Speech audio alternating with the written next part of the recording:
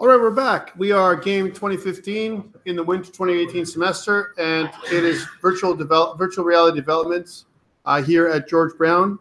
We are week 2, part 2 of our broadcast. We just finished talking about kind of giving you as an intro to Blender. We made a Blender tile, and we're going to import our Blender tile into Unity. That's what we're doing, okay? In order for us to kick off the VR part. So whenever we do Unity stuff, with VR, we want to kick off a new project. I want to make it 3D. Okay, so it's got to be a 3D project. I'm going to be on the desktop. I'm going to put it on the desktop, not my OneDrive desktop. Let's see if I can do that without being completely wrong. There we go. So I'm selecting the desktop.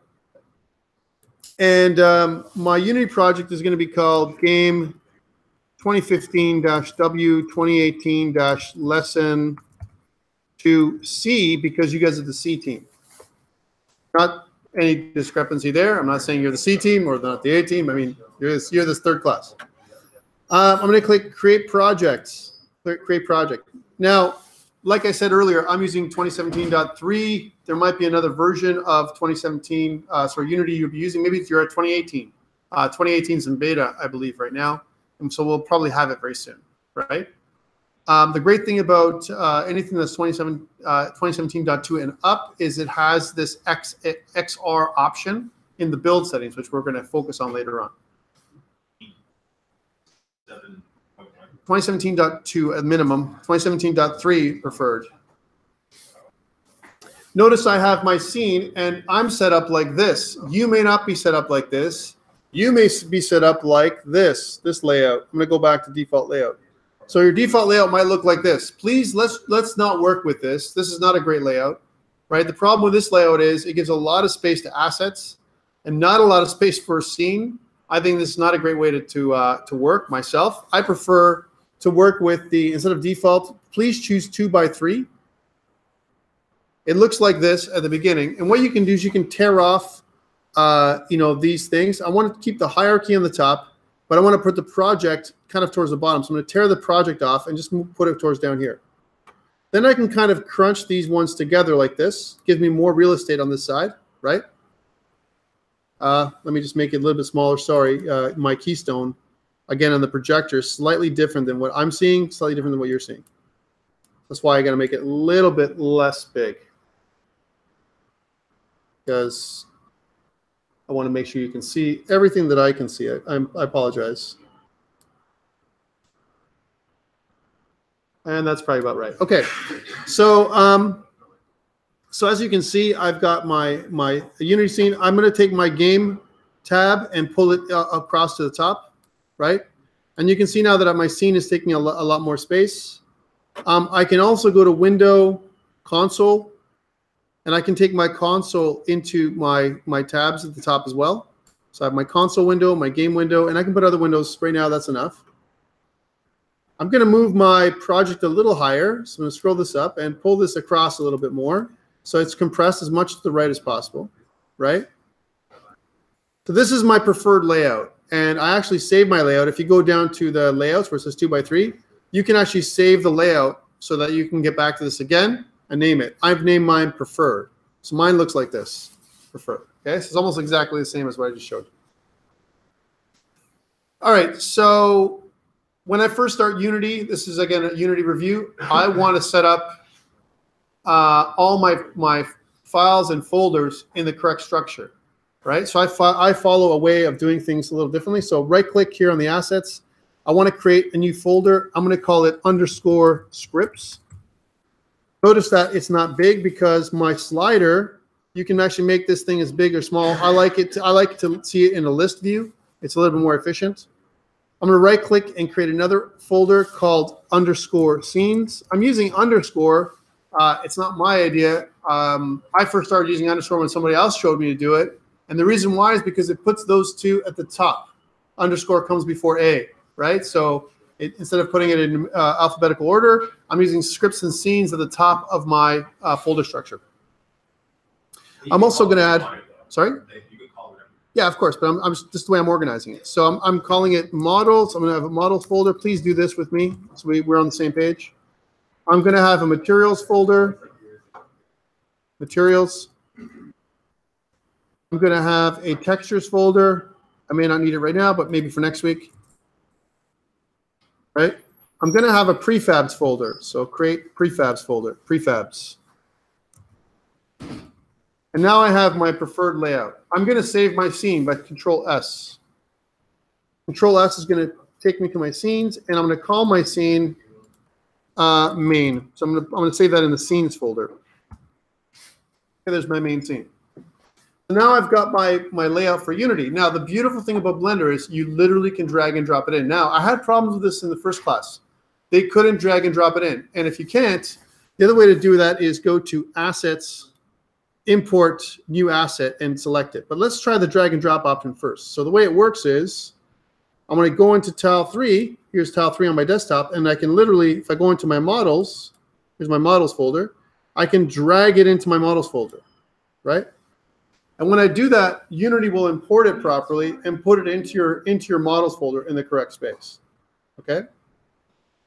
And one day when it finishes, you'll see it there. So you can see now that I have tile 3. I'll make it bigger so you can see it. Tile 3 in the models folder. And you can actually see a preview of what the tile looks like. Okay? So tile 3 is right here. Now, if you couldn't do that for whatever reason, sometimes, depending on the machine you're on, it won't allow you from a security perspective or something. You can go to Assets, Import New Asset, and then select the asset on your desktop. So you can go Desktop as an example, and you can scroll down until you see one of these things and select them and import them. Okay? But yes? That's fine. That's fine. So you don't need that. You don't need that folder. All you need is the tile. So if you look at models, I've got my models. It's the only one I care about, this thing right here. I want to take this model right now, guys. Follow me. Okay, I want to take this model, and I want to pull this model into the scene. Okay, so let's pull this model into the scene. Here we go, into the hierarchy. Okay, I can't see anything, but if I press the F key for frame select mode, and if I come out of 2D mode for whatever reason I'm in there, you can see that I can see my tile exactly how I had it in Blender. Are you with me? It has no material? Yeah. And nothing else. We'll add those later, right? For now, don't worry about that. It has the default material that's in Unity, okay? It shouldn't be black. It should have a default material. All right, so I've got my model here, right, in Blender, okay? And the model in Blender that from Blender in Unity, right? And what I want to do is I want to duplicate this a few times, right? So the way to duplicate is you can right-click and duplicate, or you can press Control D in your hierarchy. So click on the model, Control D, Control D, Control D. Now they're all on top of each other, right? They're all on top of each other. So I want to go to the second one, tile 3, 1, and I want to pull it out. And the way you can do that is just like before. I can take the manipulator arm and pull it physically out, right? Again, what I can do with Unity is I can use the Alt key. Notice I have a little eye, and I have the left mouse button to kind of move things over. Press the Shift key. I press the middle, the scroll wheel. When I press the Alt and scroll wheel, I can pan across, Alt and scroll wheel. And if I zoom in to this little corner here, and if I press the V key, V in Unity, right, you can see that I can get this vertex and then snap it to the other one. So V key on the vertex and then pull it across. Yeah. Is there any kind of vertex mapping? Vertex mapping? No, snapping. Snapping, yes, there is. There is? Yeah. Do you know what the hotkey is on top of it? I have to show you in Blender because you have to first go in Blender, go in Editor, Edit mode, and then select the vertex, and then you can move it over, and you have to have snapping on. Okay, so Yeah, you have to turn snapping on, and then you move it over, and it snaps. And you can also actually make it snap with a command. So you can actually, let's say if you have two vertices, you can make them meet at the middle. You can make one snap to the first one, the other one snap to this one. Okay. All kinds of ways you can do it. Yeah. All right, so so you see that I've snapped these two together approximately, and I want to grab the third one. So I'm going to zoom out. I want to zoom out, grab the third tile, which is here again, and kind of take that one out as well. Let's pull this one out over here, right? Again, I'm going to just tumble around here, pull out the tile, and then I want to snap this corner to this. So I'm going to go kind of hover my mouse over to this corner, press the V key, and then snap it to. Snap it to. Okay, I've got one more tile to get out. So I've got my 3 tiles. I want one more tile. I'm going to click the last one. And what I'm going to do is I'm going to kind of move it over to this part over here and then move it out over here. I'm going to kind of move it approximately in the right position, right? And again, I'm going to kind of hover over this kind of corner right here, press the V key, and then snap it in by dragging it over. Now, it's not going to be 100% accurate. And when you do this, okay, you can see that the first tile, if I click on the first tile up here, tile 3, you can see that the position is 0, 0, 0, right? If I get the second tile, this one here, you can see that the position is minus 16, 0, 0. That's what yours should be. If I get the third one, you can see that it's 0 and some random number, 1.9. Turn that to 0, right? If it's some 1.9, and then 16. So 0, 0, 16. And the last tile, tile number 4, right, should be minus 16, 0, minus 16. So that kind of makes everything puts everything at the right level and snaps the tiles exactly to where they're supposed to be. Okay? If they're already on the same line, would you still recommend to set them to 0? Yeah. That way it's easier to Make them all 0. Make the Y 0 for sure in those areas. Yeah. And that way so that you won't have a weird step when you're stepping through the scene. You won't have one that's slightly above the other or below. Or very millimeter. You'll see the gap. You'll see a gap in the tile, right? And when we do the procedurally generated stuff, Colin, what we're going to do is we're going to make it so that it actually takes the tile, moves it over 16 meters in one direction, a random direction, right?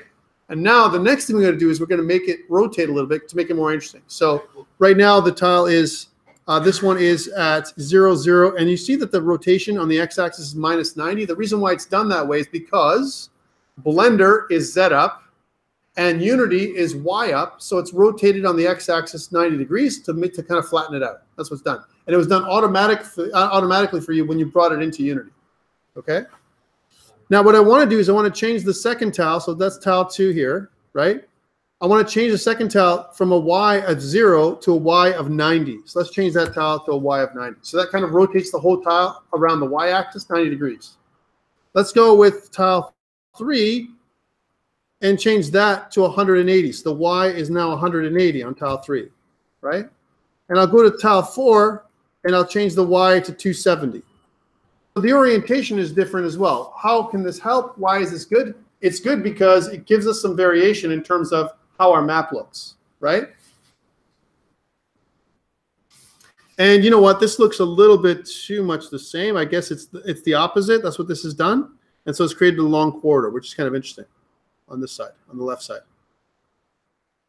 Okay, our tiles are good. They're in position now. You should have them, like I said, roughly. It doesn't have to be exactly like mine, but the reason why I've laid them out 16 meters away from each other is when we do the procedurally generated code, that's exactly what it's going to do. It's going to take a tile and randomly set it in a particular position, rotate it across a certain axis, like 90 degrees, one way or the other, minus 90, plus 90, to make random numbers. So I'm going to have 3 or more tiles I'm going to give you next week. You're going to have all the 3 tiles on Slack.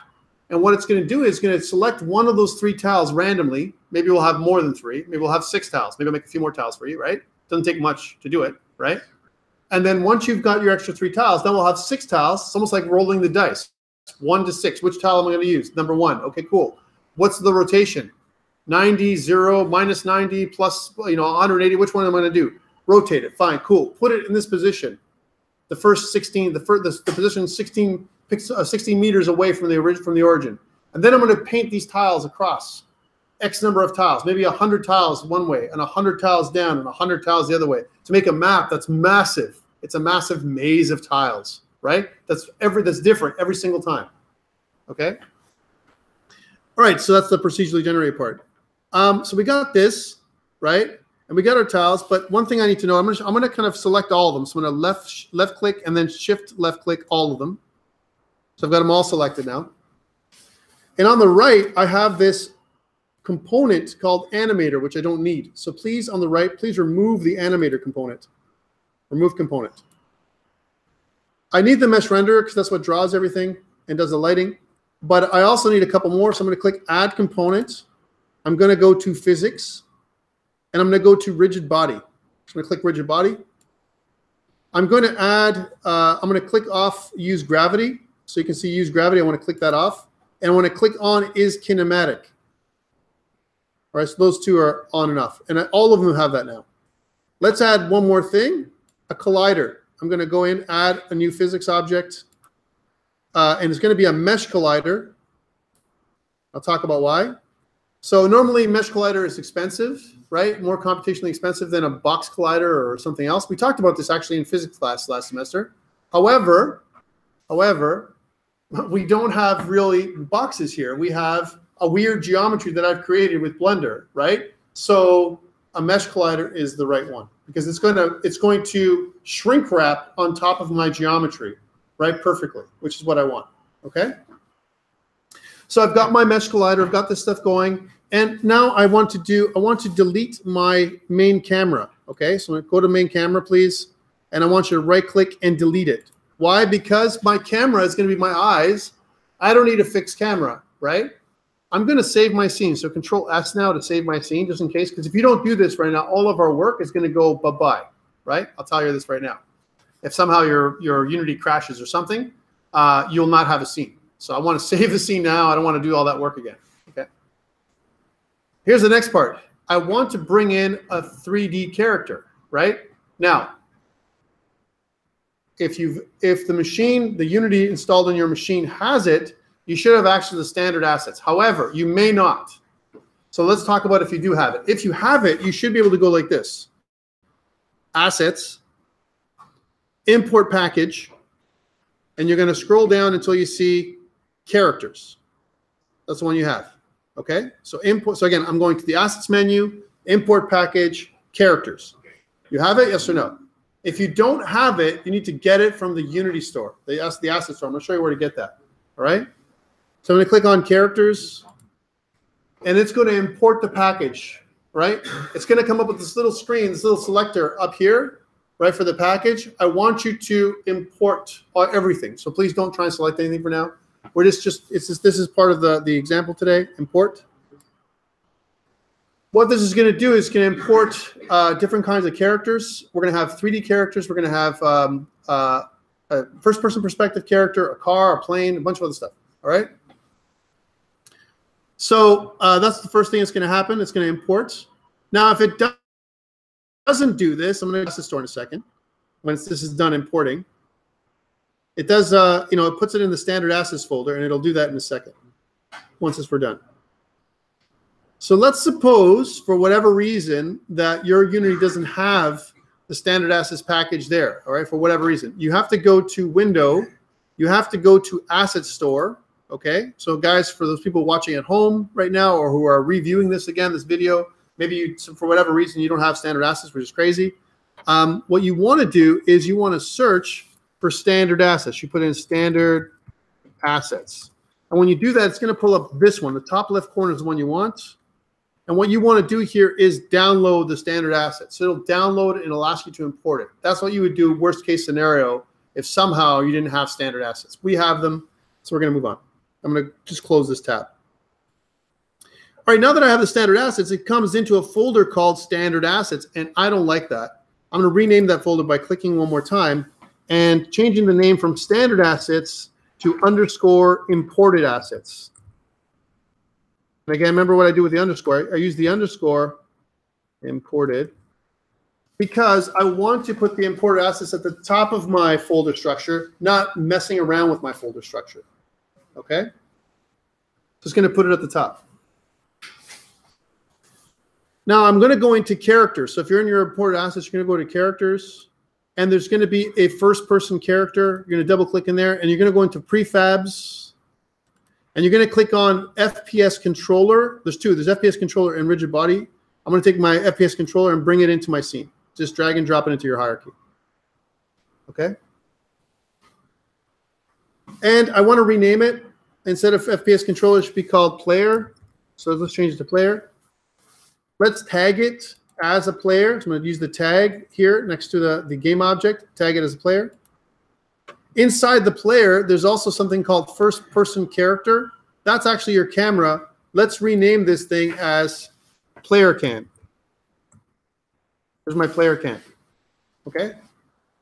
So now I've got an object that says player and player cam, right? Notice over here on the cam, I have, or on the player, sorry, let's go back to the player. Let me just minify or compress these ones. I don't care about transform for now. I don't care about character controller. I do care about first person controller.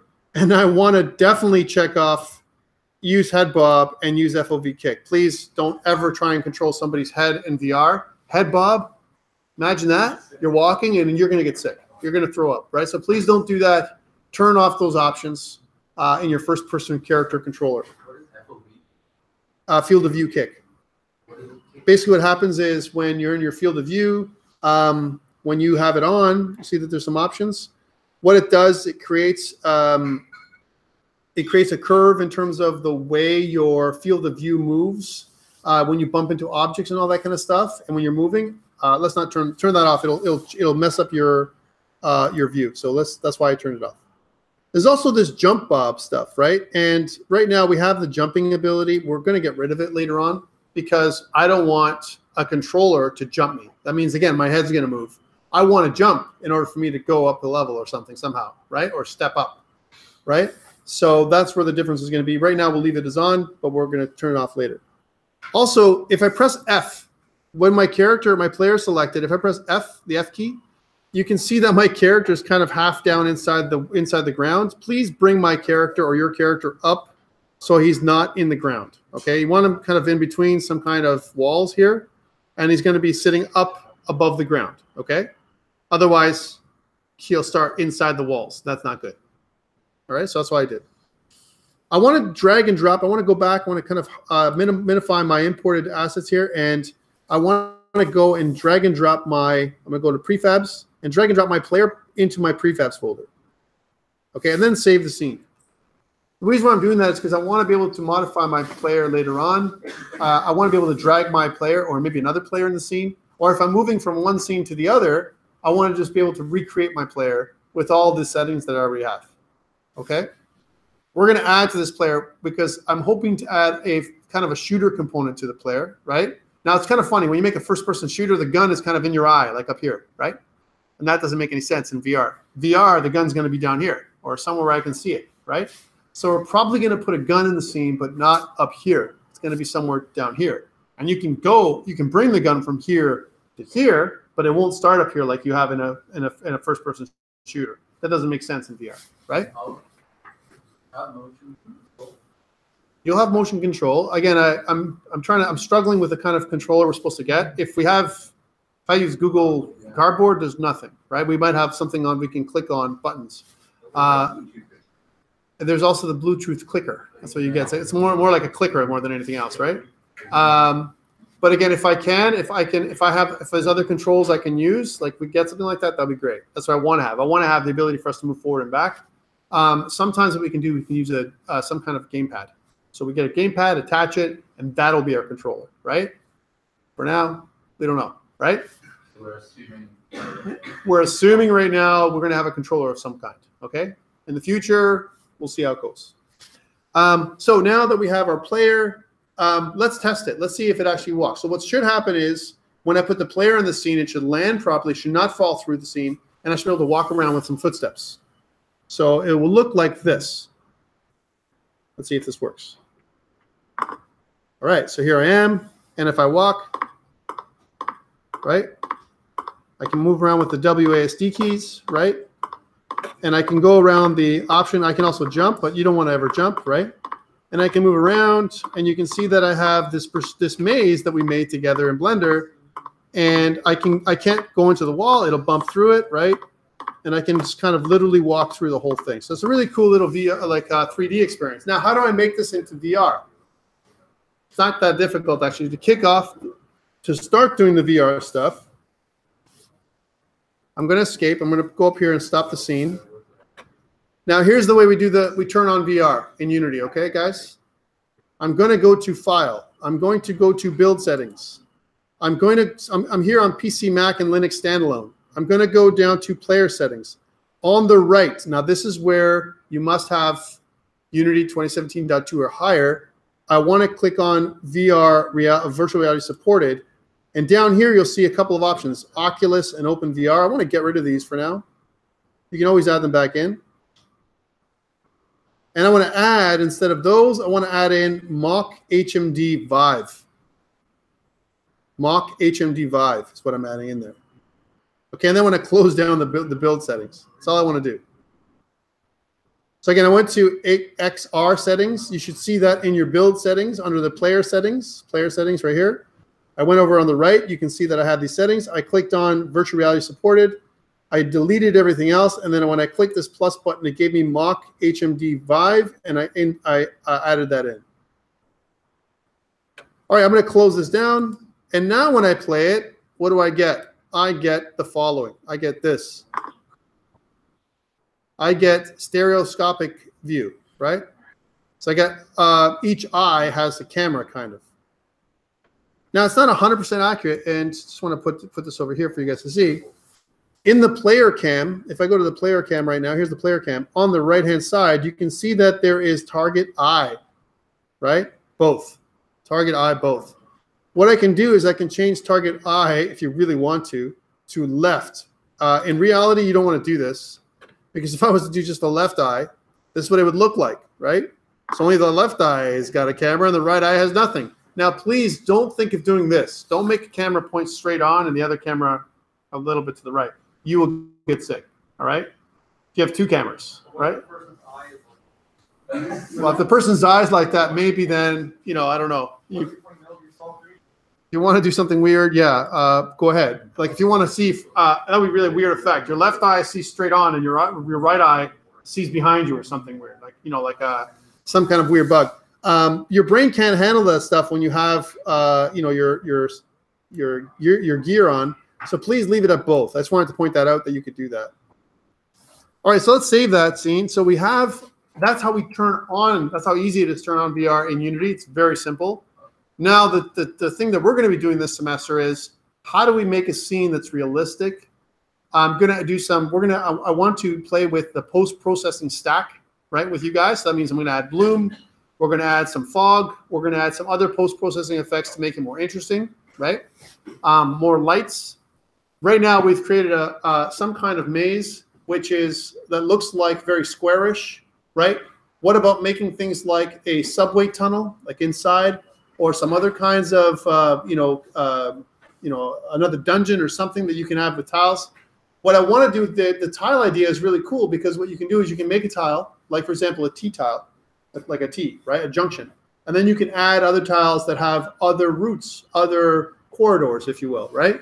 And then when you procedurally generate it, you can say, well, if I have this and if I have a T junction, then I can have a tile, this kind of tile on the right-hand side and this kind of tile on the left-hand side. You can get really complex with your procedurally generated tile map. So we want to start small. We're going to start small, and then we're going to work out to more and more complex stuff as we learn how to do Blender and bring it into Unity, right? And the lighting and everything else, the colliders, the objects that you're going to be picking up are the things that we're going to be working on. I want to see if you can create some of those objects yourself instead of downloading them from the asset store, which is the stupidest, easiest thing to do, right? We don't want to do it that way. You guys are game students. You guys should be able to create some of the objects yourselves or have an idea of how to do that. We're going to be playing with skyboxes because the general skybox that we have here is kind of very basic. I can create another kind of sky with you to give it an outdoor look, to the entire place. We're going to play with landscapes where we can make our own landscape as well in Blender.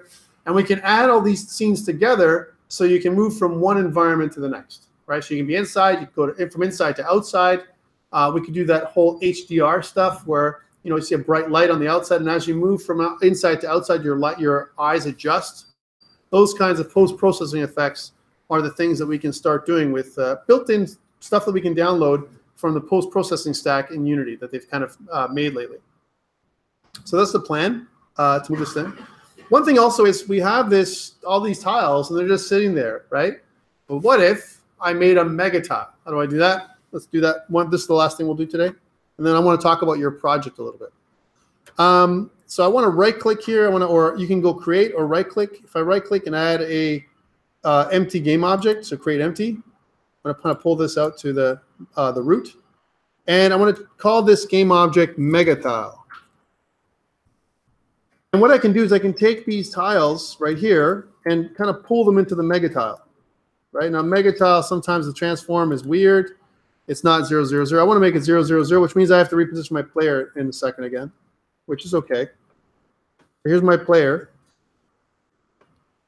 And what I want to do is I definitely don't want him to stay that high up. I want to kind of bring him down.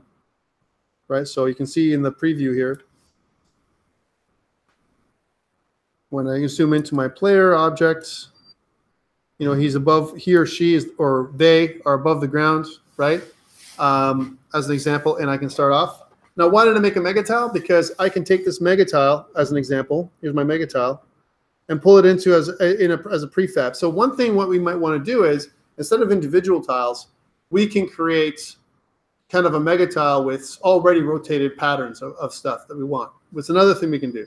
So we have a mega tile. If it's 16 by 16 by 16, it's actually 32 by 32, 32 meter by 32 meter tile. And if I want to make like a kilometer, like you can get, you know, you can get how many I want. I can use so many tiles to make a kilometer by, let's say, a kilometer is huge. A kilometer of maze. And if you give it a timer, think about the game. I give the maze a timer. I have some tiles that I create that are traps. I can add enemies to the tiles. So when you add a tile randomly, the enemy comes with it. It's parented or is a child of the tile. I can add in hazards. I can add in pickups. I can add in whatever. Yeah. I feel a lot more complicated to add something like a hill to one of these tiles in the middle of it. Hill? Yeah. It's more complicated, but we would have to do it in Blender. We can bring it in. Sure. We can also do it here in Unity. Yeah, there's actually some tools in here. But Blender is really cool because if we do it in Blender, then we can snap the tile too. We can make it exactly the same size, snap it too. It's a tile we can manipulate. It's a model. It's not that much more. It's not that difficult. We would literally go into Blender and create, instead of making a, now this is a very low polygon tile, right? If I wanted to make a more high poly tile, right? And what we can do is that hill would be more high poly because you'd have more, you know, faces on it to make it look like that, right? Unless you wanted to make it look kind of squarish and then like a big heap of trash or something. Right? Yeah, you can do whatever. I mean, that way you can kind of tile it out terrain now. Absolutely, you can make it so however you like, and we can experiment with that kind of stuff. So I want to give you some ideas of what kind of game you're going to make. All right, so I'm going to save my scene, and I'm also going to save my project. I'm going to file save project here. I'm going to run it one more time to make sure I didn't mess anything up. So I'm going to save project. I'm going to run it here, and you should be able to see this now. This is the final product for today. So I'm here. Oh, see? Did I mess it up? Yeah, I messed it up. See how my character's kind of in the middle of my tiles? That's bad, right? My character should not be in the middle of my, like in the middle of nowhere like that. And I'm probably guessing that he's going to fall. He's falling through because I made a mega tile. Let me try that one more time. I think I messed it up yet. Yep, he's down too low. And the reason why he's doing that is because of my collider. My collider is trying to figure out that. So I may not be able to make my mega tile. Anyways, the idea is we've got this object. So what I want you to do is I want to put this up on GitHub for you. Whenever you put a project up on GitHub, let's try this out. It's different for Unity. Unity and GitHub don't play nice, right? I'm just telling you this in advance because I've worked with Unity a lot. And the way to do that is you must close down Unity. So file, exit, like literally get out of Unity because it has a lot of, Unity has a lot of meta files that it uses, right? Okay, so I have my Unity project from this morning. That's game 2B. I have, this is the first one I did. And somewhere in here, I have this one today. So this is the one from today, right? Or this class, right? What I want to do to put it up on GitHub is I want to go to command prompt and I want to grab my tile, or this is my project. So I'm going to go CD space, drag and drop into command prompt. And then when I do that, I'm going to git init. Oh, if I can type properly, how about that? Git init. Git init. I'll be all right. In Git init, what it does is initialize the Git repository locally. And then I'm going to say git add dot, which adds all your files to Git, right? So this is the way you do it. Now I'm recording this, so you can see this thing. GitHub and Git is not required in this course, but I recommend it because you'll have problems if you don't work with somebody else with Git. And then git commit -m, and then initial commit. Nope. I want to put everything in there like that right now because I want you guys to have access to everything, right? If you put a git ignore file, then you'll miss stuff, and then it won't work. You have to regenerate everything again. All right, so we did this, and now I need a repository online, so I'm going to go back onto GitHub. So I'm going to bring up GitHub for a second.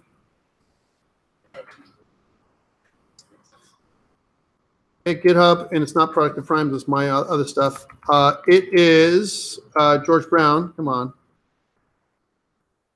And what I wanted is to make a new repository here on George Brown up online here, and it's going to be called the same thing, GAME2015-W2018-lesson 2C. You'll have access to all of them. And then what I want to do is I want to grab these last two lines, copy them, go back into my command prompt, right-click and paste and enter. And if you're set up properly on with your command prompt, you're going to notice this is going to be something like 50 megabytes. Yeah.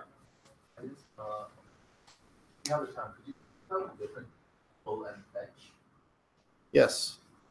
A pull, what it does is it pulls that particular repository from GitHub into your local branch, whatever it is, right? Fetch does something like that. It updates that file. Plus, it updates the branches, right? So if you have multiple branches up on GitHub, it'll pull them too. It'll actually make them available, right? So branches, remember, branches are branches of development, right? So if I have a branch, let's say my master branch, and then I have a debug branch, right? Unless I fetch it, it won't be available for me to check it out locally, right? If I pull, right, I can pull from my branch, the current branch I'm working on, into my branch, right? Or from something else, another branch into my branch. But fetching actually makes my branches available and a bunch of other things. Yeah, it makes it available. It doesn't do it until you actually use it. All right, so and fetch, I know that's why I recommend pulling for the most part. Fetching, you don't need to do that most often. All right, so now that it's up here, if I refresh, you can see that we have our Git repository. And I want to go back to Slack, and I'm going to put this is example project from section 3. So you guys have all the projects now. As an example, you've got those 3 tiles. So homework for you guys is like this, and for people who are watching, is try this on your own. Try and instead of importing one tile from, try and recreate Unity projects. Try pulling in the Blender files, the 3 Blender files into Unity instead of 1, right? Try doing that. This is your homework to try it out. Try making a Blender tile in Blender, right?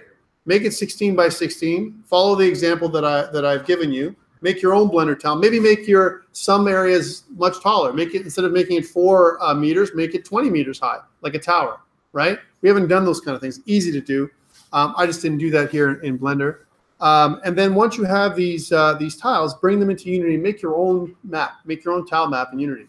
Now, again, do you have to make a maze game? Absolutely not. I know that one group earlier wanted to make a monster, a kind of a horror game, and they're going to make a house. They're going to have some kind of monster in the house, and they're not going to make a shooter. They're going to make an avoider, some way of avoiding the monster, running away from the monster. Kind of thing, which is perfectly fine. I think it's a good game. Try to make your VR games fairly straightforward. I mean, I'm going to ask you for some kind of scoring system or some kind of pickup, but make it so that it looks like VR. It doesn't look just like a first-person shooter. Be careful because, remember, the gun is not going to be in your eye. It's going to be somewhere else. So bringing it to your eye might be challenging. Same thing with weapons like swords and stuff like that. Be careful. Maybe you want to try some of those things out. And when we have our headsets, whatever those happen to be in the future, it'll decide what we're able to do. Yeah. Just so we know what we can start up based on no motion controls, like we shouldn't add I don't recommend it. None of the beginning. You can add them later, right? I mean, you can. These are things you can add in if you want to fight or shoot or whatever, right? We may elect to use a gamepad, for a motion controller, right? Because a gamepad can cover most of the things we want to do. It'll move us forward and back, right? And we can actually stand. We won't walk in VR because that'll be really weird unless you have the Vive, right? And so that's going to do it. So you can walk forward, back, turn left and right. You'll be doing with your head. So you don't move your head, only forward and backward movement, right? Maybe right and left movement, right, kind of thing. But you'll be moving it, not your. And when you want to look, so your left stick will work, but your right stick will not function. Okay, so you're not going to do with your right stick one of those, like move your head with your right stick. You start doing that with your right stick, we're in trouble. You'll throw up for sure, right? I'm just curious how, like, is it in Unity easy to like motion control? Yeah, it's not that difficult at all. Really, it's like really that easy, right? Not a lot of code then. No, well, there's some depending on what you want to do, right? I mean, it's like anything. As if you want to make some special control happen, then yeah, you have to use some scripting. But the ease of getting into it is like as you saw, it's like 2 seconds. Yeah, and you're good to go, right? So, are you guys good with what we've talked about today so far? So we talked about, just a recap, we talked earlier today about Blender. We did a bit of an intro. We did an intro to VR, how to turn VR on. It was literally like one checkbox to turn on, and we kind of put things together. I'm going to be doing more Blender next week and a little bit of Agile. We should be talking about Agile in this class as well. So there'll be a part of it that's like that. This is more useful. Just a little bit, because I'll be asking you about your projects. Look for, when I talk to Ilir, we'll be talking about what part of the labs are going to be tying into your assignments and so on. So let's see how that goes. Any other questions for now? All right, good. Let's end for the day. And if you have other questions after class, I'd be happy to stay and help you out.